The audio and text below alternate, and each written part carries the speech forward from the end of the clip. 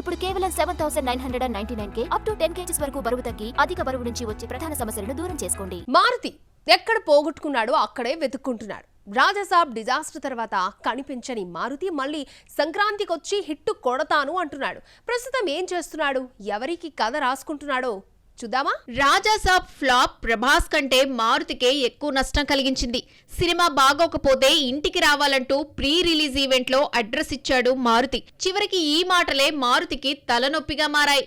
Cinema disaster తర్వాత ఇంటికి వెళ్తే సెక్యూరిటీ ఆపేయడంతో క్యాష్ ఆన్ డెలివరీతో రకరకాల పార్సల్స్ పంపించి మారుతిని ఇబ్బంది పెట్టారు డార్లింగ్ ఫ్యాన్స్. రాజాసాబ్ విమర్శల నుంచి కోలుకున్న మారుతి నెక్స్ట్ మూవీపై దృష్టి పెట్టాడు. మారుతి నెక్స్ట్ మూవీ హీరో ఎవరో తెలియకపోయినా స్టార్స్ జోలికి పోకుండా తనదైన స్టైల్లో చిన్న సినిమానే తీస్తాడట. కలిసొచ్చిన ఎంటర్టైన్మెంట్ జానర్ నే సెలెక్ట్ చేసుకున్నాడని, సినిమాకు హ్యాపీ పొంగల్ అని పెట్టి సంక్రాంతికే రిలీజ్ చేస్తాడన్న న్యూస్ వినిపిస్తోంది. మారుతికి స్టార్స్ కలిసి రాలేదు. వెంకటేష్ తో తీసిన బాబు బంగారం, ప్రభాస్ తో తీసిన రాజాసాబ్ నిరాశపరిచాయి. పెద్ద హీరోలు మరో ఛాన్స్ ఇచ్చే పరిస్థితుల్లో కూడా లేరు. చిన్న సినిమాతో పెద్ద హిట్ కొట్టాలన్న టార్గెట్ తో యంగ్ హీరోతో సినిమా ప్లాన్ చేస్తున్నాడు మారుతి.